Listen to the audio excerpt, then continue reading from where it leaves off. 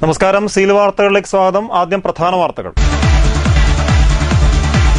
സംസ്ഥാന സ്കൂൾ ശാസ്ത്രമേളയിൽ ശാസ്ത്ര വിഭാഗത്തിൽ തൃശൂർ ജേതാക്കൾ. ഗണിതശാസ്ത്ര വിഭാഗത്തിലും സാമൂഹ്യശാസ്ത്ര വിഭാഗത്തിലും കണ്ണൂർ മുന്നിൽ. ശാസ്ത്രമേളയ്ക്ക് വെള്ളിയാഴ്ച സമാപനമാകും. ശൈശവവിവാഹത്തിനെതിരെയുള്ള നടപടികൾ കാര്യക്ഷമമാക്കുമെന്ന് വനിതാ കമ്മീഷൻ. രക്ഷിതാക്കൾ ബോധവാന്മാരാകണമെന്നും തൊഴിലിടങ്ങളിൽ സ്ത്രീകൾ മാനസിക പീഡനം അനുഭവിക്കുന്നുണ്ടെന്നും കമ്മീഷൻ അംഗം നൂർബിന റഷീദ്. എളമരം കരീമിനെതിരെയുള്ള അന്വേഷണത്തെ LDF സ്വാഗതം ചെയ്യുന്നുവെന്ന് ജനതാദൾ എസ് സംസ്ഥാന president Mathew T Thomas. Kasturirangan report സംബന്ധിച്ച് പരസ്പര വിരുദ്ധമായ പ്രസ്താവനകളാണ് UDF നേതാക്കൾ നടത്തുന്നത് എന്നും മാത്യു ടി തോമസ്. മലവെള്ളപ്പാച്ചിലിൽ തകർന്ന ആലക്കോട് കോട്ടക്കടവ് പുഴയിലെ വെന്റിലേറ്റർ ക്രോസ് ബാർ പുനഃസ്ഥാപിച്ചില്ല. 500 കുടുംബങ്ങൾക്ക് കുടിവെള്ളക്ഷാമം. ആശ്രയം കുഴൽക്കിണറുകൾ. മുണ്ടയാട് 30 കോടി ചെലവിൽ നിർമ്മിക്കുന്ന രാജ്യാന്തര നിലവാരമുള്ള ഇൻഡോർ സ്റ്റേഡിയത്തിന്റെ പ്രവൃത്തി പുരോഗമിക്കുന്നു. സ്റ്റേഡിയം 35ാമത് ദേശീയ ഗെയിംസിന് ആതിഥ്യമരുളുമെന്ന് പ്രതീക്ഷ.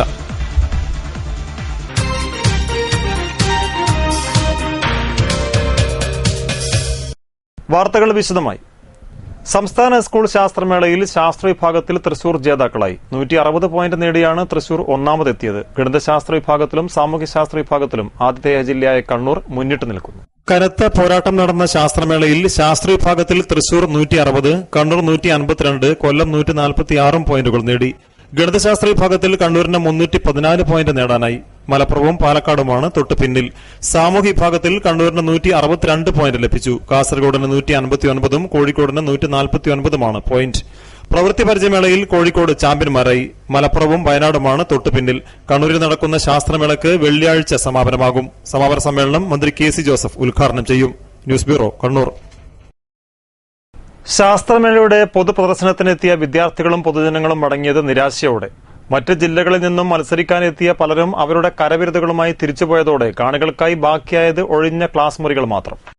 CH മെമ്മോറിയൽ ഹയർ സെക്കൻഡറി സ്കൂളിലും ചൊവ്വ സ്കൂളിലും ഒഴിഞ്ഞ ക്ലാസ് മുറികളും പൊട്ടിയ ചില മാതൃകകളുമാണ് പ്രദർശനം കാണാനെത്തിയവരെ കാത്തുനിന്നത്.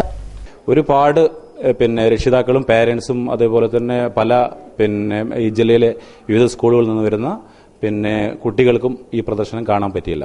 അതുമാത്രമല്ല, ഇവിടെയുള്ള പൊതുജനങ്ങൾക്ക്, ഇവിടെ ഈ ചുറ്റുവട്ടത്തുള്ള ആൾക്കാർക്ക് പോലും കാണാൻ പറ്റിയില്ല.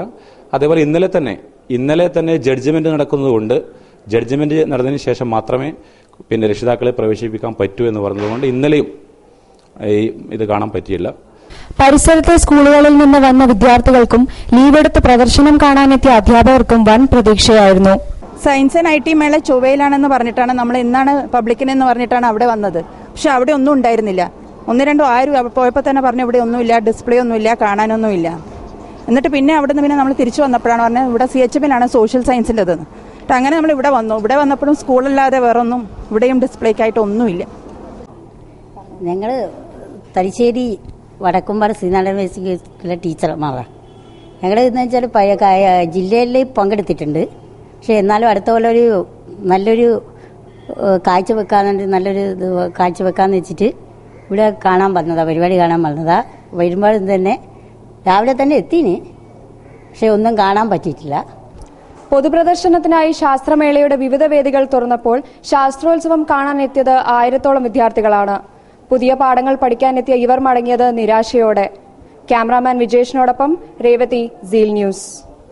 സമൂഹത്തിലെ ഊർജ്ജ പ്രതിസന്ധി പരിഹരിക്കാനും വംശനാശ ഭീഷണി നേരിടുന്ന ജീവികളെ സംരക്ഷിക്കാനും കോഴിക്കോട് വിദ്യാർത്ഥികൾ. ശാസ്ത്രമേളയുടെ ഭാഗമായാണ് ഇവർ തങ്ങളുടെ ഗവേഷണങ്ങൾ പ്രദർശിപ്പിച്ചത്. ശാസ്ത്രമേളയുടെ വേദിയിൽ നിന്നും വിദ്യാർത്ഥികൾ മാതൃകയുമായി തിരിച്ചുപോയി. എന്നാൽ നിശ്ചല മാതൃകാ മത്സരത്തിൽ 3ാം സ്ഥാനം നേടിയ കോഴിക്കോട് പ്രസിഡൻസി സ്കൂളിലെ സയാന അലിയും പ്രതീക്ഷ പ്രവീണും അവരുടെ ജിയോ തെർമൽ പ്ലാന്റുമായി കാത്തുനിൽക്കുന്നുണ്ടായിരുന്നു. അപ്പോൾ നമ്മൾ എനർജി ക്രൈസിസ് ഏറ്റവും കൂടുതൽ ഫേസ് ചെയ്യുന്നൊരു കാലമാണിത്. അപ്പം ഇനി ഭാവിയിലും അത് കൂടുക എന്നല്ലാതെ കുറയാൻ യാതൊരു ചാൻസും കാണുന്നില്ല.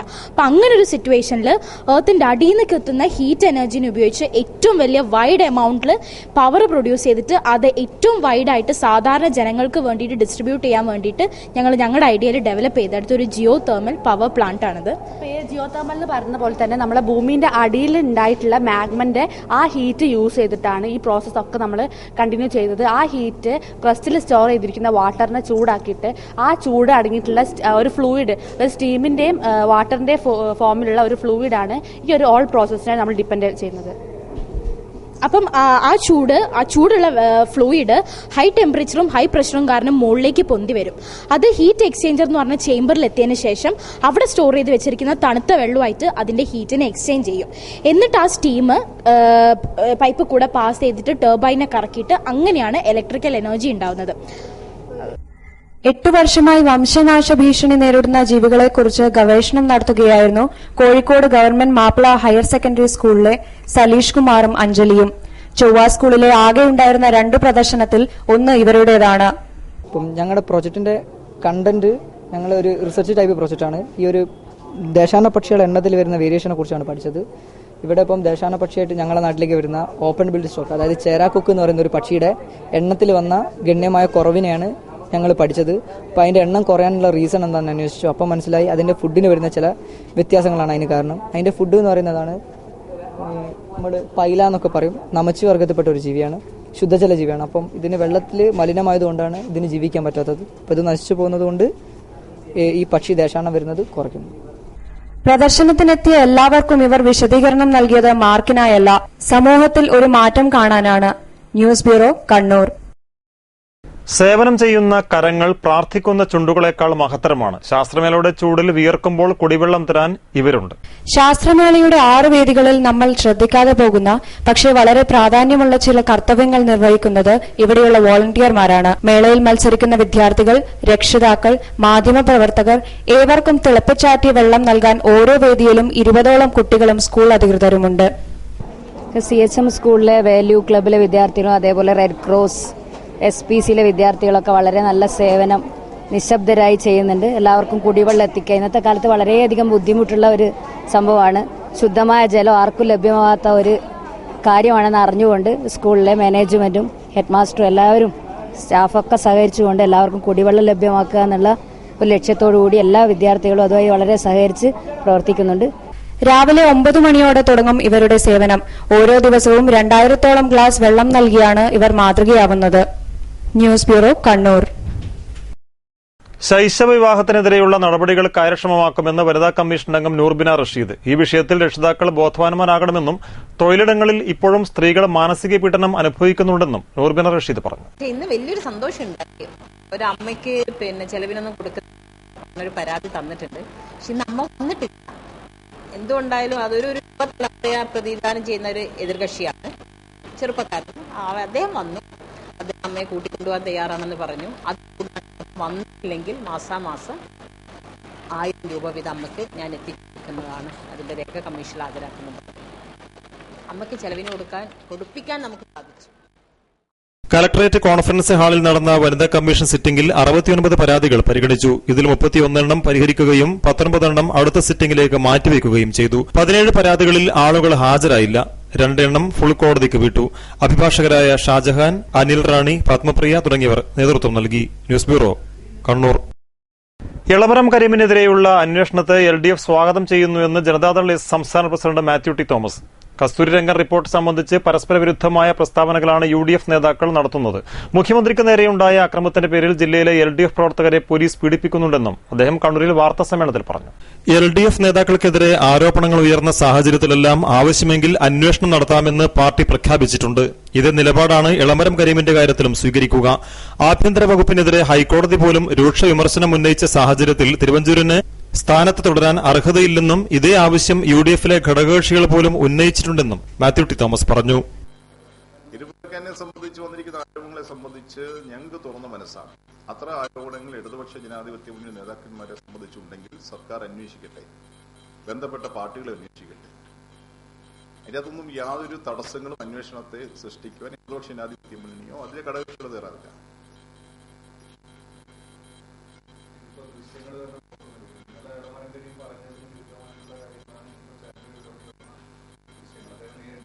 അതിനെപ്പറ്റി സൂക്ഷ്മമായി പ്രതികരിക്കാൻ തക്കവണ്ണം എന്റെ കയ്യിൽ വസ്തുതകളില്ല. അത്തരത്തിൽ ഏത് തരത്തിലുള്ള അന്വേഷണവും ഗവൺമെന്റ് നടത്തുന്നതിനോട് ഇടതുപക്ഷ ജനാധിപത്യ മുന്നണി സാധിക്കും.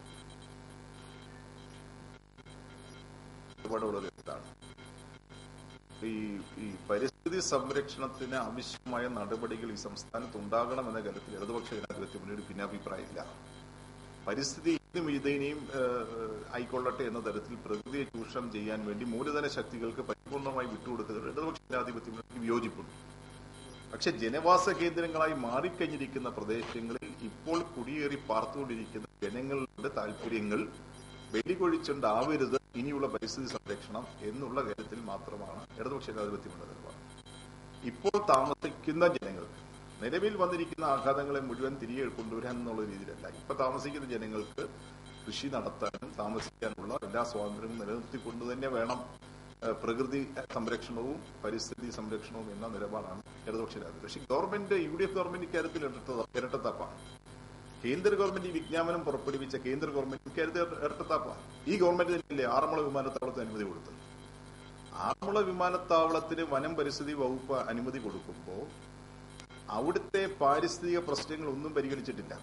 അവർ നടത്തിയ ഒരു പരിസ്ഥിതി ആഘാത റിപ്പോർട്ട് എന്ന് പറയുന്ന മധുര ആസ്ഥാനമായുള്ള ഒരു കമ്പനി ഉപയോഗിച്ചുകൊണ്ടാണ് ഇൻട്രോ എന്നൊരു സ്വകാര്യ ഏജൻസി.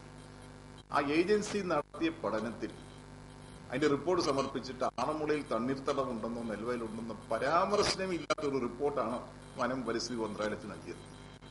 ആ വനം പരിസ്ഥിതി മന്ത്രാലയ ഈ അനുമതി കൊടുത്ത അതേ ഗവൺമെന്റ് തന്നെയാണ് കസ്തൂരി രംഗിന്റെ പേരിൽ ഒരു പാരിസ്ഥിതിക തരത്തിൽ ജനങ്ങൾ ഇപ്പൊ തന്നെ താമസമാക്കി കഴിഞ്ഞിരിക്കുന്ന പ്രദേശങ്ങളിൽ ജനങ്ങൾക്ക് ബുദ്ധിമുട്ടുണ്ടാകുന്ന നിലപാട് സ്വീകരിക്കുന്നു. ഒരു ഭാഗത്ത് നെൽവയൽ നേകത്ത് തണ്ണീർത്തടങ്ങൾ ഇല്ലാതാക്കാനും ജനരോഷത്തെ മുഴുവൻ ജനങ്ങൾ അതിനുവേണ്ടി നിലകൊള്ളുമ്പോൾ അതിനെ എതിർക്കുക ആ ഗവൺമെന്റ് തന്നെ വ്യത്യസ്തം. അപ്പൊ അക്കാര്യങ്ങളിലൊന്നും ഒരു സുവ്യക്തമായ കാഴ്ചപ്പാടില്ല. എല്ലാ ആറന്മുള വിമാനത്താവളത്തിന്റെ കാര്യത്തിൽ ഗവൺമെന്റ് എടുത്തിരിക്കുന്ന നിലപാട്, എന്റെ ജില്ലയായതുകൊണ്ട് ഞാൻ അതിലേക്ക് അറിയാതെ പോകുന്ന ഗവൺമെന്റ് എടുത്തിരിക്കുന്ന നിലപാട് പരിപൂർണമായും അവിടെ വിമാനത്താവളം നിർമ്മിക്കാൻ എത്തിയിട്ടുള്ള KGS കമ്പനിയുടെ വാണിജ്യ താല്പര്യങ്ങൾ സ്വാംശീകരിച്ചിട്ടുണ്ട്. അവിടെ ഭൂപരിഷ്കരണ നിയമത്തിന്റെ പരിധിയിൽപ്പെടുന്ന 232 ഏക്കർ ഭൂമിയുണ്ടെന്ന് പറഞ്ഞ് ആ റിപ്പോർട്ട് കൊടുക്കുന്ന കളക്ടർ സ്ഥലം മാറ്റുക. 67 ഏക്കർ ഗവൺമെന്റ് സമീപനം രണ്ട് കാര്യങ്ങൾ എടുക്കുന്നത് എങ്ങനെയാണ്? അവിടെ നമ്മുടെ ഇടതുപക്ഷ ജനാധിപത്യ മുന്നണിയുടെയും അതിലെ ഘടകകക്ഷികളുടെ നിലപാട് ഇപ്പോ നിലവിലിരിക്കുന്ന സ്ഥിതി, അതായത് ഒരു സ്റ്റാറ്റസ് കോ നിലനിർത്തി പോകണം. കസ്തൂരിരംഗൻ റിപ്പോർട്ട് സൂചിപ്പിക്കുന്ന പ്രദേശങ്ങളെ ജനങ്ങൾ ഇന്ന് അനുഭവിച്ചുകൊണ്ടിരിക്കുന്ന ആനുകൂല്യം അല്ലെങ്കിൽ അവകാശങ്ങൾ നഷ്ടപ്പെടാത്ത രീതിയിൽ പരിസ്ഥിതി സംരക്ഷണ നടപടി ഉണ്ടാകും. കസ്തൂരിരംഗൻ റിപ്പോർട്ട് നടപ്പിലാക്കുന്ന കാര്യത്തിൽ UDF നിലപാട് വ്യക്തമാക്കണം. ആറന്മുള വിമാനത്താവളത്തിന് വേണ്ടി തണ്ണീർത്തടം നികത്തുന്ന സർക്കാർ പശ്ചിമഘട്ട സംരക്ഷണത്തിന് വേണ്ടി ജനങ്ങളെ കുടിയൊഴിപ്പിക്കുകയാണ്. ഇതിലൂടെ സർക്കാരിന്റെ വിവിധ മുഖങ്ങളാണ് വ്യക്തമാകുന്നത്. മാത്യു ടി തോമസ് പറഞ്ഞു. News bureau, Kannur. സ്പെഷ്യലിസ്റ്റ് അധ്യാപകരുടെ പൂളിംഗ് ഉത്തരവ് റദ്ദ് ചെയ്യണമെന്ന ആവശ്യവുമായി അധ്യാപകർ സംസ്ഥാന ശാസ്ത്രമേള വേദിയിൽ മാർച്ച് നടത്തി. KSTയുടെ നേതൃത്വത്തിൽ നടന്ന മാർച്ചിൽ ജില്ലാ പ്രസിഡന്റ് P. സുഗുണൻ അധ്യക്ഷനായി. KSTA ജില്ലാ സെക്രട്ടറി KK പ്രകാശൻ, സംസ്ഥാന എക്സിക്യൂട്ടീവ് കമ്മിറ്റി അംഗം KK Harikrishnan, VP Mohanan, NP Sasikumar, NP Sudheendran എന്നിവർ നേതൃത്വം നൽകി. News bureau, Kannur.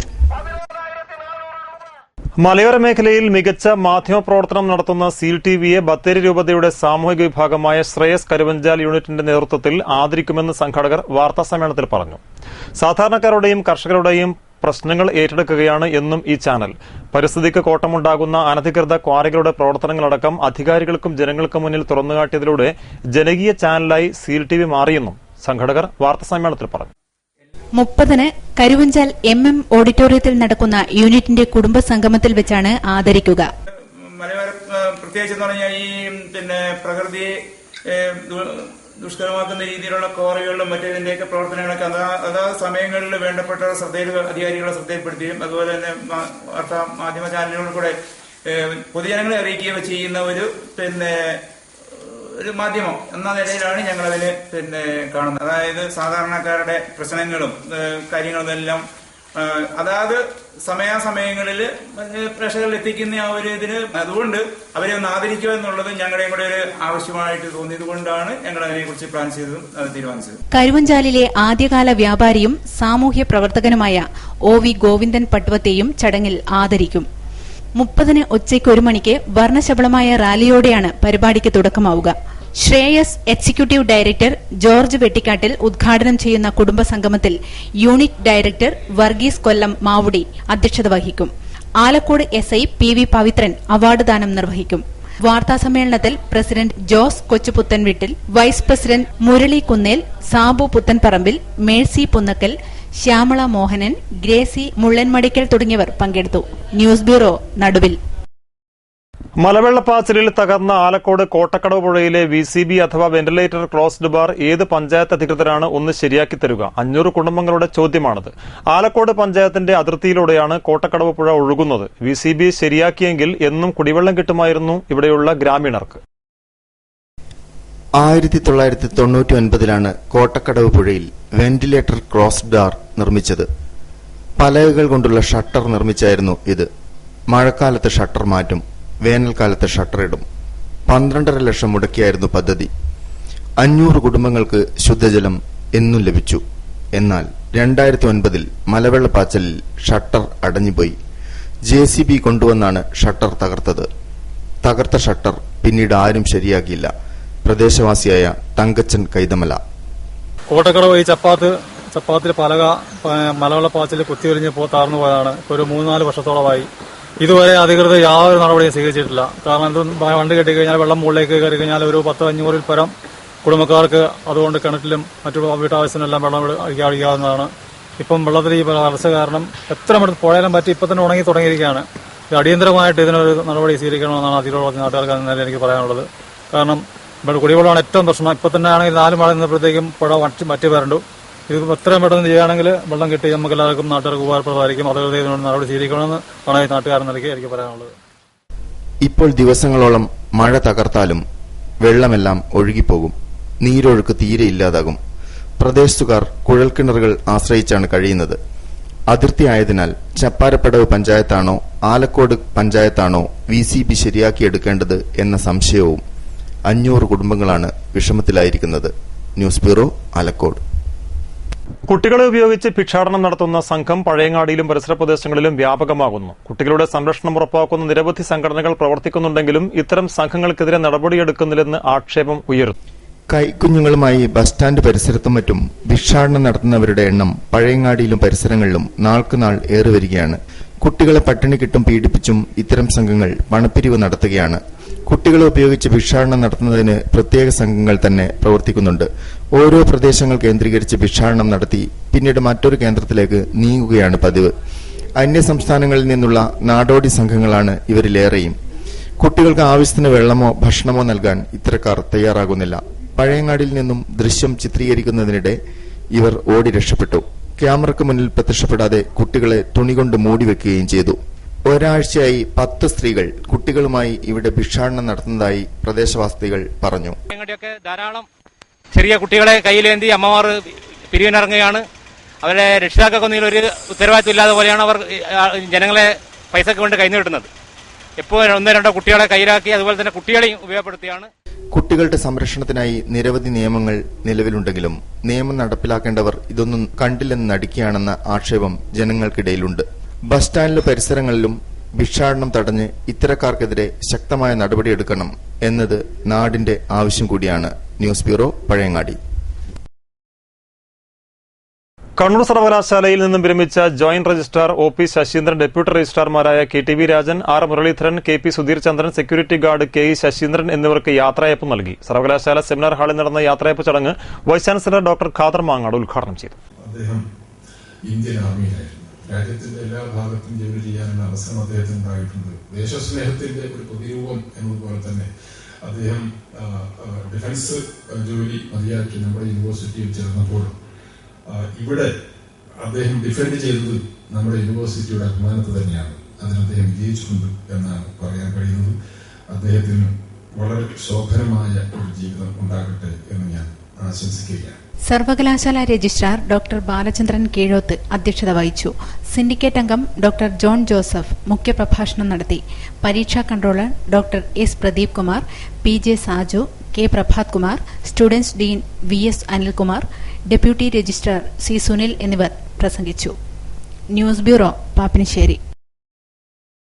ചേപ്പറമ്പിൽ മതിൽക്കെട്ട് ഇടിഞ്ഞ് വീട് അപകടാവസ്ഥയിലായി. കഴിഞ്ഞ ദിവസത്തെ കനത്ത മഴയെ തുടർന്നാണ് മതിൽ ഇടിഞ്ഞത്. ഇവിടെ എന്റെ പെര ഇന്നലത്തെ മഴയ്ക്ക് ഇടിഞ്ഞിട്ട് മൊത്തം ഇടിഞ്ഞ് തകരാറായി. എന്റെ പെരയ്ക്ക് ഭീഷണി, ഭയങ്കര ഭീഷണിയായിട്ട് എനിക്ക് പെര മൊത്തം സഹിതം ഈ മൂല സഹിതം മൊത്തം പെര ഇടിഞ്ഞിട്ട് വരായി നിൽക്കുക. എനിക്ക് ആകെ ഭയങ്കര വിഷമത്തില്ല. ഭയങ്കര വില്ലേജിൽ പരാതി കൊടുത്തിട്ടുണ്ട്. ഓഫീസർ വരാന്ന് പറഞ്ഞിട്ടുണ്ട്. ചേപ്പറമ്പ് മഞ്ഞളാംകുന്നൽ താഴത്ത് ജോസിന്റെ വീട് സംരക്ഷണത്തിനായി കെട്ടിയ മതിൽക്കെട്ടാണ് കനത്ത മഴയെ തുടർന്ന് അപകടാവസ്ഥയിലായത്. 3 ലക്ഷത്തോളം രൂപ ബാങ്കിൽ നിന്ന് വായ്പയെടുത്താണ് മതിൽ നിർമ്മിച്ചിരുന്നത്. മഴയിൽ കുതിർന്ന് ഇടിഞ്ഞ മതിൽ വീടിന് അപകടാവസ്ഥ സൃഷ്ടിക്കുന്നു. ജില്ലാ പഞ്ചായത്ത് അംഗം doctor K V Philomina, K P Lijesh, Nediyanga village അധികൃതർ തുടങ്ങിയവർ സ്ഥലം സന്ദർശിച്ചു. News bureau, Sreekandapuram. ആധുനിക ശാസ്ത്രീയ മൃഗപരിപാലനം തീവ്ര സംയോജിത ലംബമാന കൃഷിരീതിയിൽ യാഥാർത്ഥ്യമാകുന്നു. കണ്ണൂർ കൃഷി വിജ്ഞാന കേന്ദ്രത്തിൽ ആത്മയുടെ ധനസഹായത്തോടെ നടക്കുന്ന ഗവേഷണത്തിന്റെ ഭാഗമായി കൃഷി മൃഗസംരക്ഷണ ക്ഷീരവികസന മേഖലകളെ സംയോജിപ്പിച്ചാണ് ഹൈടെക് തീവ്ര സംയോജിത ലംബനമാർഗ മൃഗസംരക്ഷണ യാഥാർത്ഥ്യമാകുന്നത്. ഫാമിന്റെ ഉദ്ഘാടനം 30-ന് കൃഷി വകുപ്പ് മന്ത്രി കെ പി മോഹനൻ നിർവഹിക്കും. ഏറെ പേർ മാംസാഹാരികളായ ഒരു സംസ്ഥാനമാണ് കേരളം. മാംസ ആവശ്യം നിറവേറ്റാൻ മൃഗങ്ങളെയാണ് പ്രധാനമായും ആശ്രയിക്കുന്നത്. പക്ഷെ മുട്ട, മാംസം തുടങ്ങിയ പ്രധാന മൃഗ ഉൽപ്പന്നങ്ങൾ എല്ലാം തന്നെ അയൽ സംസ്ഥാനങ്ങളിൽ നിന്നാണ് വരുന്നത്. മൃഗപരിപാലനത്തിനുള്ള നമ്മുടെ നാട്ടിലെ പ്രധാന പ്രതിബന്ധം എന്നത് സ്ഥലത്തിന്റെ ലഭ്യത കുറവാണ്. ഉള്ള സ്ഥലത്തിനാകട്ടെ തീവിലയും. മാംസത്തിന് ഏറ്റവും നല്ലതും എന്നാൽ വിലക്കുറവുള്ളതുമായ ഉറവിടമാണ് കോഴിമുട്ട. പലപ്പോഴും സസ്യബുക്കുകൾ പോലും സ്വീകരിച്ചിട്ടുള്ള ഒരു ഉൽപ്പന്നമാണ് മുട്ട. ആട് വളർത്തൽ എന്നത് ആധുനിക ശാസ്ത്രീയ രീതികൾ അവലംബിച്ച് വരുമാനം ഏറെ വർദ്ധിപ്പിക്കാവുന്ന ഒരു മൃഗസംരക്ഷണ പ്രവർത്തനമാണ്. മുയൽ ഒരു ഓമനയായും മാംസത്തിനു വേണ്ടിയും വളർത്തുന്നു. ചുരുങ്ങിയ സമയം കൊണ്ട് പെറ്റുപെരുകുന്നതിനാൽ പെട്ടെന്ന് വരുമാനം ഉണ്ടാക്കാവുന്നതും എന്നാൽ ആയാസരഹിതവുമാണ് മുയൽ വളർത്തൽ. മാംസത്തിന്റെ നല്ല ഉറവിടവും സാന്ദ്രീകൃത തീറ്റയ്ക്ക് പകരം നൽകാവുന്നതുമായ വില കുറഞ്ഞ ഒരു അത്ഭുത ജലസസ്യമാണ് അസോള. തീറ്റച്ചെലവ് കുറക്കാൻ ഇത് കർഷകനെ സഹായിക്കുന്നു. മൃഗപരിപാലനത്തിനുള്ള ഏറ്റവും അവശ്യ വസ്തു തീറ്റപ്പുല്ലും അതുപോലുള്ള മറ്റു തീറ്റകളുമാണ്. അത് വളർത്താനുള്ള സ്ഥലത്തിന്റെ ലഭ്യത കുറവാണ് നാം നേരിടുന്ന ഏറ്റവും വലിയ പ്രശ്നം. മറ്റൊരു പ്രധാന പ്രശ്നം കൂടുകളുടെ നിർമ്മിതിയാണ്. ഇത്തരം പ്രശ്നങ്ങൾക്കുള്ള ഒരു പരിഹാരം എന്ന നിലക്കാണ് ആധുനിക ശാസ്ത്രീയ മൃഗപരിപാലനം തീവ്ര സംയോജിത ലംബമാന കൃഷിരീതിയിൽ എന്ന പദ്ധതിയിലൂടെ ലക്ഷ്യമിടുന്നത്. ഈ പദ്ധതിയിൽ ആത്മ എന്ന് പറഞ്ഞിരിക്കുന്ന അഗ്രികൾച്ചർ ടെക്നോളജി മാനേജ്മെന്റ് ഏജൻസിയുടെ ധനസഹായത്തോടുകൂടി കണ്ണൂർ കൃഷി വിജ്ഞാന കേന്ദ്രം അവർ ഗവേഷണ പദ്ധതിയുടെ ഭാഗമായിട്ട് വികസിപ്പിച്ചെടുത്തൊരു ഹൈടെക് ഇന്റഗ്രേറ്റഡ് ഫാം, അതിലൂടെ ഒരു പരിമിതമായിട്ടുള്ള സ്ഥലത്ത് നിന്നും പരമാവധി ഉൽപ്പാദനം സുസ്ഥിരമായിട്ട് ഉണ്ടാക്കുക എന്നതാണ്. ഇന്ന് കാർഷിക മേഖലയിൽ സംഭവിച്ചുകൊണ്ടിരിക്കുന്നത് വെച്ച് കഴിഞ്ഞാൽ സാങ്കേതിക വിദ്യകൾ ഫലപ്രദമായിട്ട് ഉപയോഗപ്പെടുത്താത്തതുകൊണ്ട് ഏതാണ്ട് 30 മുതൽ 40% ഉൽപ്പാദന നഷ്ടം സംഭവിക്കുന്നുണ്ട്. ഈ നഷ്ടം പരമാവധി കുറച്ചുകൊണ്ട് ഈ സാങ്കേതിക വിദ്യകൾ കർഷകരുടെ കൃഷിയിടത്തിൽ എത്തത്തക്ക രീതിയിലുള്ള നേതൃത്വപരമായിട്ടുള്ള പ്രവർത്തനങ്ങളാണ് കൃഷി വിജ്ഞാന കേന്ദ്രം നടത്തി വരുന്നത്. ഇവിടെ അഗ്രികൾച്ചർ ടെക്നോളജി മാനേജ്മെന്റ് ഏജൻസി കൊണ്ട് ഉദ്ദേശിക്കുന്നത് വെച്ചാൽ ലഭ്യമായിട്ടുള്ള സാങ്കേതിക വിദ്യകൾ നമ്മുടെ കണ്ണൂർ ജില്ലയുടെ പ്രാദേശികമായിട്ടുള്ള പരിമിതികൾ പൂർണ്ണമായിട്ട് ഉൾക്കൊണ്ടുകൊണ്ട് ആവശ്യമായിട്ടുള്ള ഭേദഗതികൾ നടത്തി കർഷകർ വളരെ ഗുണപരമായിട്ടുള്ള പദ്ധതി ആസൂത്രണം ചെയ്യുക. കണ്ണൂർ കൃഷി വിജ്ഞാന കേന്ദ്രത്തിലെ അസിസ്റ്റന്റ് പ്രൊഫസർ ഡോക്ടർ ഗിഗിനാണ് ഇത് രൂപകൽപ്പന ചെയ്തിരിക്കുന്നത്. ആത്മയുടെ ധനസഹായത്തോടെയാണ് ഇതിന്റെ പണി പൂർത്തീകരിച്ചിട്ടുള്ളത്. കൂടിന്റെ നിർമ്മിതിക്കും മൃഗങ്ങൾക്കുമായി ഏകദേശം 5 ലക്ഷം രൂപയാണ് പ്രാഥമിക ചെലവ്. വിവിധ തലത്തിലുള്ള ആകെ വരുമാനം പ്രതിവർഷം 2 മുതൽ 2.5 ലക്ഷം വരെയാണ്.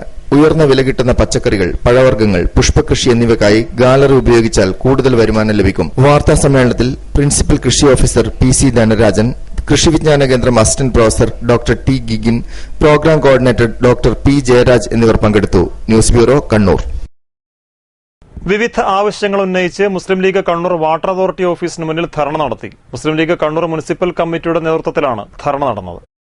കുടിവെള്ള പദ്ധതിക്ക് കുഴിയെടുത്ത റോഡുകൾ നന്നാക്കുന്നത്